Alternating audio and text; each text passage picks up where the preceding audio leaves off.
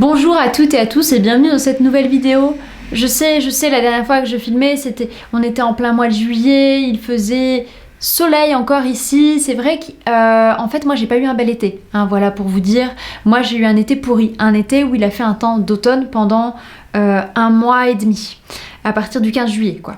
Donc moi je fais partie des personnes qui étaient contentes de ce début du mois de septembre où on avait enfin chaud, il faisait enfin un peu soleil, parce que je vous avoue que quand on est 2 mois chez soi avec la pluie qui tombe, à ne rien pouvoir faire, à ne pas pouvoir profiter de l'été des vacances, ça déprime. Mais a priori, comme toutes les personnes que j'ai pu voir en vidéo sur ces pales d'automne, ces pioches d'automne, ces pales du pumpkin, bref, comme toutes ces personnes imploraient le dieu et la déesse de l'automne de faire pleuvoir sur le monde leurs larmes de saison, vos prières a priori ont été entendues, et donc là il fait pas beau. Pas beau du tout. Il pleut, il fait froid. Il n'y a aucune luminosité, donc je suis désolée pour la qualité de l'image, je tâtonne encore et toujours avec l'image, vous l'aurez compris. Et on a l'impression que je filme ça et qu'il fait nuit dehors, alors que non, pas du tout, il est 16h.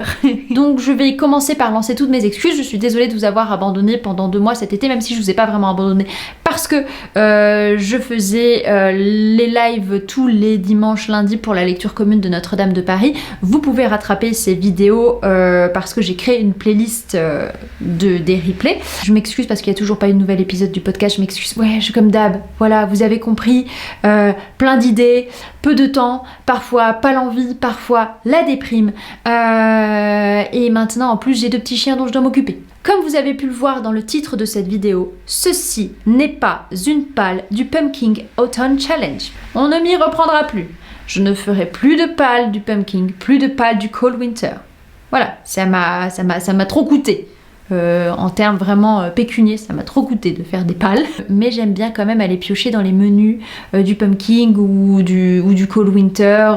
Voilà, j'aime bien aller piocher dans les menus des challenges saisonniers pour me dire quel livre de ma pale je pourrais sortir. Donc ceci est une pale qui peut rentrer dans les tableaux et sous-catégories que Guimauve a créé pour le Pumpkin Autumn Challenge. Je vous laisse sa vidéo en barre d'infos, ainsi que mes vidéos des années précédentes lorsque j'y participais encore. Là, c'est avant tout une liste d'envies de lecture automnale. Voilà, je ne sais pas si je pourrais lire tous les livres que je vous présente, comme d'habitude, mais ce sont des livres qui me font envie, des livres que j'ai pu acheter en salon très récemment, puisque le 17 septembre, la semaine dernière, je me suis rendue à Étanges-Grande pour le festival Étrange-Grande, qui est un festival des littératures de l'imaginaire en Lorraine, chez moi, Cocorico.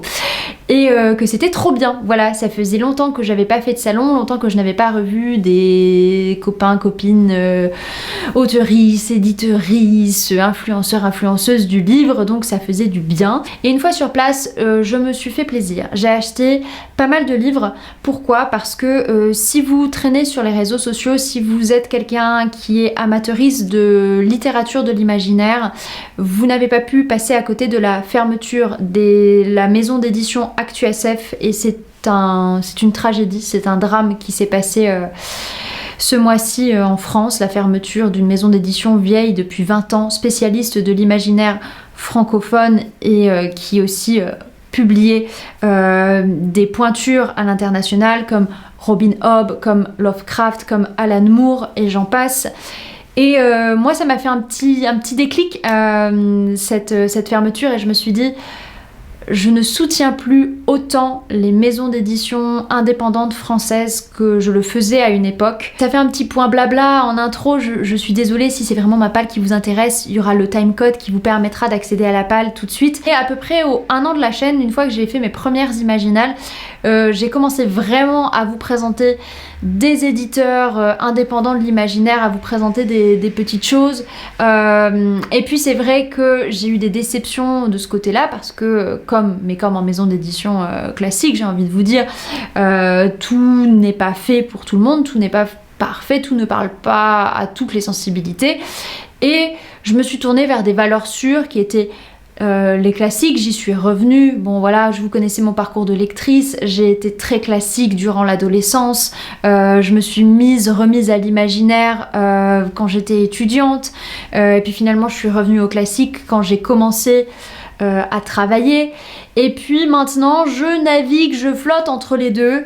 Mais j'ai envie vraiment, là, dans cette vidéo, de mettre en avant des petites maisons d'édition françaises que je soutiens depuis très longtemps pour la plupart. Et ça me permet de vous dire que lorsque vous aimez le travail d'une maison d'édition, d'un auteur, d'une autrice, soutenez-le.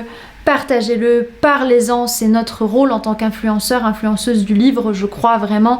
Je vous laisse aller voir la vidéo de Lorraine des mots de l'imaginaire qui dit très bien ce que beaucoup pensent tout bas, je pense, par ici. Maintenant que mon petit laïus est fait, parlons littérature. Vous me connaissez, l'horreur, c'est pas trop mon truc, mais les romans d'ambiance... un peu gothique, voilà, un peu onirique, un peu envoûtant. Ça par contre, ça me plaît beaucoup. Découvrir des plumes ensorcelantes, ça c'est ma passion. Que ce soit pour le coup dans du classique, dans du contemporain, dans de l'imaginaire. Partout, moi, ce qui me touche, c'est la plume d'un auteur, d'une autrice. Je vous propose une sélection. Si je faisais réellement le pumpkin, ce serait dans la catégorie automne frissonnant, quoi. Vous voyez, voilà, j'ai envie de lire 3 livres là-dedans. Le premier, c'est Sous le soleil de Satan de Georges Bernanos. Alors, pourquoi je ne vous ai jamais parlé de Georges Bernanos. On n'en entend pas parler. On connaît le nom de ce monsieur-là, mais on ne le connaît pas, on ne le lit pas, je crois, pas beaucoup. En fait... Lorsqu'on revenait de notre baby honeymoon de Bruges et d'Efteling, sur le chemin du retour, on écoutait France Culture, les nuits de France Culture l'été, et il y avait une émission qui présentait 10 livres importants du siècle dernier, et c'était l'émission qui parlait de Sous le soleil de Satan de Georges Bernanos, roman dont je n'avais jamais entendu parler, et a priori de ce que j'ai compris, parce que je dormais un petit peu pendant l'émission, j'avoue, de ce que j'ai compris, le diable va arriver dans un village et le curé va avoir un peu de mal avec tout ça et les habitantes aussi. Et je sais pas, ça m'a plu. De ce que j'ai entendu de l'émission, ça avait l'air sympa. C'est un auteur que je ne connais pas, mais j'aime beaucoup tout ce qui touche au diable dans la littérature lorsque le diable apparaît dans notre monde... bien ordonné, bien organisé. J'aime beaucoup quand le diable fait son apparition et quand ça vient dérégler tous les rouages bien huilés de la société. Donc j'ai hâte de lire et de découvrir Sous le soleil de Satan, j'espère que j'apprécierai. Comment vous faire une pioche pâle d'automne, de pumpkin, de tout ce que vous voulez sans vous parler de cette pépite qui est sortie cette année aux éditions Goethe, je ne sais pas comment on le prononce. Nous parlons Depuis les ténèbres, qui est une anthologie de nouvelles d'horreur, de gothique et de fantastique sombre, mise en avant par Estelle Faye et Floriane Soulas. Et dedans on retrouve, mamma mia, des autrices extraordinaires. On a Estelle, on a Floriane, on a Morgane Kossarieu, on a Morgane Stankiewicz, on a Louise Lebars, on a qui encore? On a Lizzie Felton, on a Cécile Guillot, bref, on a des beaux noms, on a des noms spécialistes un petit peu des récits d'ambiance gothique, sombre, avec des thématiques dures parfois réellement. Et j'en ai entendu beaucoup de bien. Il faut savoir qu'il y a horreur et horreur en littérature. Le but c'est pas forcément juste de faire des choses très horribles dans des thrillers très psychologiques, c'est pas forcément ça. Il y a des littératures d'ambiance et les Américains, enfin les Anglo-Saxons sont assez forts là-dessus. Je pense à des autrices comme Joyce Carol Oates ou à Daphné du Maurier. Voilà, je ne me fais pas de soucis puisque la plupart de ces autrices je les ai déjà lues et je les apprécie, et il y en a d'autres que j'ai vraiment envie de découvrir à travers cette anthologie. Il paraît qu'il faut avoir le cœur bien accroché pour certaines nouvelles. Voilà, je vous en dirai des nouvelles justement. Et aux éditions du Chat Noir, j'ai pris ce livre-là, Et il y a une nouveauté qu'ils n'avaient pas encore puisqu'elle paraît au mois d'octobre, c'est je vous le cache ça, je voulais m'acheter le nouveau roman de Sanguine dont j'ai lu la nouvelle Va au diable cet été, je vous mettrai le point lecture quelque part dans l'écran, mais le livre n'était pas encore sorti donc je me le commanderai. En revanche, j'ai pris leur nouveauté qui est Les Ombres du Val de Marianne Stern. Ici, roman d'ambiance, un peu à la Roméo et Juliette, j'ai l'impression, mais version gothique fantastique, puisque un couple d'amoureux qui ne peut pas être ensemble puisque la jeune fille est fiancée à un autre et que leur famille ne s'entendent pas, s'enfuit et arrive dans une étrange demeure où la jeune demoiselle commence à tomber malade, le fiancé pas le fiancé, l'amoureux part à la recherche de secours et lorsqu'il revient, impossible de retrouver le portail donnant accès à la maison et il ne m'en fallait pas plus. Je n'ai jamais lu de Marianne Stern mais j'en ai entendu de très très bons échos, la couverture est sublime et je fais confiance à la maison d'édition du Chat Noir pour nous dégoter de très belles pépites. Je sais aussi que j'ai vu passer un livre chez Jody, des livres de la crypte, et chez Jeannot ce livre qui est un livre de Mona Awad, je ne sais plus exactement, et ça parle d'une professeure de théâtre qui va devenir complètement folle et ça me parle beaucoup. Voilà, quand j'ai vu ce livre-là popper cet été, je me suis dit mais il a l'air génial, sauf que il n'est pas disponible, j'ai l'impression, en format physique en français. Donc si vous avez des infos par rapport à ce livre-là que je vous glisse dans l'écran, n'hésitez pas, et sinon je le lirai en version numérique. Dans un autre style un peu moins dur, un peu moins gore, mais qui fait quand même tout autant réfléchir avec des personnages forts, j'ai décidé de lire pour un projet très très très spécial que je vous présenterai au mois d'octobre, La Foire des Ténèbres de Ray Bradbury. Il se pourrait qu'un nouveau podcast voit le jour et que je ne sois pas toute seule aux commandes, aux manettes. Voilà, je dis ça, je ne dis rien, mais restez dans les parages parce que d'ici la fin du mois d'octobre, vous pourrez m'entendre régulièrement parler livres et pas toute seule. Mis à part ce livre de Ray Bradbury, j'ai 3 autres ouvrages que j'ai envie de lire. Bon là on est un peu dans automne douceur de vivre quoi. Avec Ma Tempête de Éric Pessan. Merci à Alex Bouquin en Prada qui l'a présenté dans sa très longue vidéo liste d'envie des sorties de la rentrée. Là c'est un metteur en scène, la catharsis, voilà, vous connaissez, qui est fatigué de son travail, hein, et il a une fille et il décide de remonter La Tempête de William Shakespeare, qui est une pièce que j'aime beaucoup. Voilà, j'ai pas besoin de vous redire encore une fois tout mon amour pour William Shakespeare, on n'a rien fait de mieux, voilà, désolée. Et j'aime beaucoup lire des romans contemporains avec des personnages qui donnent leur point de vue sur les pièces de Shakespeare. Il y a des choses très très bien, il y a des choses moins bien aussi. Shakespeare est un peu utilisé à toutes les sauces, mais je trouve que en France on l'utilise plutôt bien. Donc écoutez, j'ai hâte de lire ce roman qui est assez court.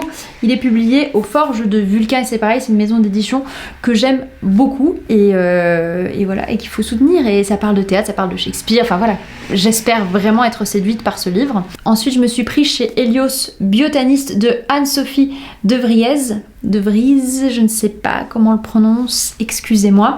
Là, de ce que j'ai compris, on est dans une société post-apocalyptique, on est quand même un peu dans de l'urban fantasy, j'ai l'impression, ou un peu SF. J'ai l'impression que ce livre est difficile à catégoriser, mais on est dans un monde, en tout cas, post-apo. Les hommes se sont éteints quasiment et ce sont les femmes qui ont pris le pouvoir, et notamment les sorcières, et on va suivre une jeune fille qui fait son apprentissage de sorcière et tout ne se passe pas comme prévu. C'est une belle petite bricasse, c'est un beau bébé. J'aime beaucoup l'idée de faire des sociétés matriarcales dans le futur pour montrer que ça ne fonctionne pas non plus et que le but du féminisme n'est pas le renversement complet des valeurs puisque ça ne marche pas. Et ben voilà. Et autre personnage féminin très très fort et autre maison d'édition très très chouette française, la maison d'édition Magic Mirror. Si vous me suiviez sur mon ancienne chaîne Il était une fois personnage, Vous savez que la maison Magic Mirror et moi, c'est une très belle histoire d'amitié. J'ai été une des premières à soutenir Sandy et son travail. J'avais été l'interroger chez elle et je vous mets quelque part le lien des vidéos autour de Sandy qui est l'éditrice de chez Magic Mirror. Et j'avais lu leurs trois premières publications. Et ensuite, moi j'étais entrée au conservatoire en mode 40 heures semaine, tout ça, donc je pouvais plus avoir des services presse et des partenariats, je pouvais plus les assurer. Donc j'ai vu toutes leurs nouvelles publications et je suis malheureusement passée à côté. Et là, à Étanges-Grande, il y avait un stand Magic Mirror et j'ai pu rencontrer la charmante et merveilleuse Nina Gorlier. Avec Nina, on se suit depuis quelques mois sur Instagram et j'étais ravie de la voir. Elle a d'ailleurs lancé un podcast récemment. Son premier épisode est formidable. Elle interroge d'ailleurs Sandy sur les incipits fameux de romans. Je vous laisse le lien. Allez l'écouter si vous aimez tous les podcasts qui parlent de littérature et si vous aimez entendre des passionnés échanger entre elles. C'est exactement ce qu'il vous faut. Nina était là et je lui dis bon alors lequel de tes bébés je prends. Et elle me présente le reflet brisé et elle me dit alors celui-là on est sur un personnage un petit peu à la Richard III et Lady Macbeth. Bon là je savais que j'étais conquise. Et après elle me dit mais il y a aussi une réécriture de Phèdre. Et ben voilà, et ben donc je veux le reflet brisé qui en plus est finaliste pour le PLIB cette année quand même. Donc même si je ne fais pas partie cette année du jury du PLIB, et ben ça me fait très plaisir de pouvoir lire un Nina Gorlier paru chez Magic Mirror, une réécriture de Phèdre dans le mythe de Blanche-Neige. En fait, si vous ne connaissez pas la maison d'édition Magic Mirror, c'est une maison d'édition française spécialisée dans les réécritures de contes de fées. Et là, Nina a décidé de réécrire le mythe de Blanche-Neige du point de vue de l'affreuse belle-mère, mais qui va être un personnage un petit peu à la Lady Macbeth, avec une histoire de Phèdre dans tout ça. Donc bah écoutez, moi ça me plaît, ça me parle et j'ai vraiment hâte de le lire. La couverture est magnifique. Toutes les couvertures de chez Magic Mirror sont très très belles. Mina M est une illustratrice de talent et j'arrête, vous allez vous dire que je suis payée par la maison d'édition pour faire ça alors que pas du tout, j'ai acheté tous mes livres. Voilà, comme ça il n'y a pas de souci, il n'y a pas de...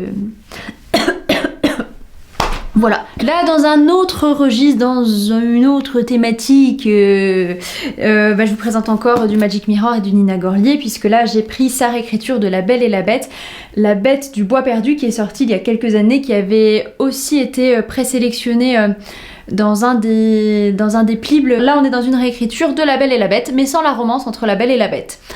Et paraît-il que ça fonctionne. Voilà, j'avais eu beaucoup de bons échos, de bons retours dessus. J'ai très envie de lire. Regardez cette beauté, regardez, j'ai pris l'album à la maison d'édition Les Trois Nornes, qui n'est autre que la maison d'édition tenue par Lorraine des Mots de l'Imaginaire, qui est l'éditrice. J'ai pris leur album La Forêt aux Fleurs d'Or. Dedans il y a 2 histoires, c'est fait par H. Dahl et Rosen Grosjean, j'espère que je prononce bien, n'hésitez pas à me dire si c'est faux. C'est une maison d'édition engagée, Les Trois Nornes, qui n'est pas distribuée sur Amazon, qui est imprimé, fait en France. Voilà, écoutez, il faut soutenir nos petits éditeurs indépendants et ça me fait très plaisir de pouvoir soutenir Lorraine. Et là, je sais qu'il y a l'histoire de ce petit ours au pelage d'or et surtout, moi, ce qui m'a fait craquer, c'est la première histoire avec la petite renarde polaire. Pourquoi ? Eh oui, regardez-moi cette illustration. Moi, quand j'ai vu ça, je me suis dit, c'est mon chien, c'est Utopie. Voilà, je me suis dit, ça va être l'histoire d'Utopie et je vais lire l'histoire à Utopie, Lorraine, je te promets. Ça a l'air beau, c'est un très beau travail.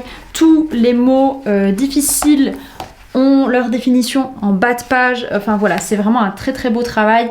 Vous n'êtes pas sans savoir peut-être que j'ai suivi pendant 1 an le master des littératures jeunesse par correspondance de l'université du Mans. Donc j'ai été très très friande de littérature jeunesse, d'albums durant cette année-là. J'ai découvert beaucoup de choses et là je peux vous dire que voilà, le travail éditorial est sublime et je ne doute pas que le fond de l'histoire ainsi que la forme voilà, sera au rendez-vous. Après, j'ai pris Voilà, parce que j'aime beaucoup les réécritures mythologiques, donc je vous présente déjà 2 réécritures mythologiques, mythologie grecque forcément parce qu'il y a beaucoup de ça, et je vous promets que le podcast verra le jour, d'accord? Je vous promets que mon podcast sur les figures féminines de la mythologie version réécriture féministe du 20e, 21e siècle, ça arrive, mais d'abord je veux lire certains ouvrages, dont le sublime Quelqu'un se souviendra de nous de Nadège Darocha, qui n'était plus disponible par un moment. C'est la 2e impression de ce beau bébé chez Naos. On nous parle de Pandore, Méduse et Arachné, donc ces 3 femmes qui ont été maudites dans la mythologie gréco-romaine, et ici on leur offre de nouveau la parole, et elles vont peut-être se venger. Écoutez, je n'ai pas envie d'en savoir plus. Moi, quand on parle des femmes qui ont été rejetées, exclues de la mythologie gréco-romaine pour leur donner une place et leur donner la parole, ça me parle beaucoup, et donc j'ai vraiment hâte de lire ce roman-là. Et en parlant de Méduse, comment passer à côté de ce livre de Martine Desjardins chez La Talente, Méduse, avec cette couverture un peu glauque mais qui est quand même très très belle, sur cette jeune fille ici, les autres appellent Méduse, on ne sait pas son prénom. Elle est envoyée dans un pensionnat, je crois. Elle est d'une laideur incroyable, et ça me parle beaucoup. Vous savez que moi, les personnages qu'on considère laids, c'est aussi une de mes spécialités, c'est quelque chose qui me plaît et qui me parle, que ce soit la créature de Frankenstein, que ce soit Quasimodo dans Notre-Dame de Paris, ou les autres personnages très laids chez Victor Hugo. Voilà, j'aime m'intéresser à eux et à ce qu'on en dit, donc j'ai hâte de voir ce que Martine Desjardins fait au mythe de Méduse. Et dans mon pseudo-automne rayonnant, je vous présente une dernière réécriture de la mythologie, qui est la dernière Amazon d'Estelle Faye, publiée chez Rajo. C'est Estelle Faye qui réécrit de la mythologie gréco-romaine avec le mythe des Amazones. J'ai pas besoin d'en dire plus. J'ai aussi envie de lire, je n'en avais jamais entendu parler, il était juste posé à côté de Biotaniste à la librairie lorsque j'ai acheté le premier. J'ai très envie de découvrir Les Héritiers de Fabien Clavel. Je n'ai jamais lu de Fabien Clavel.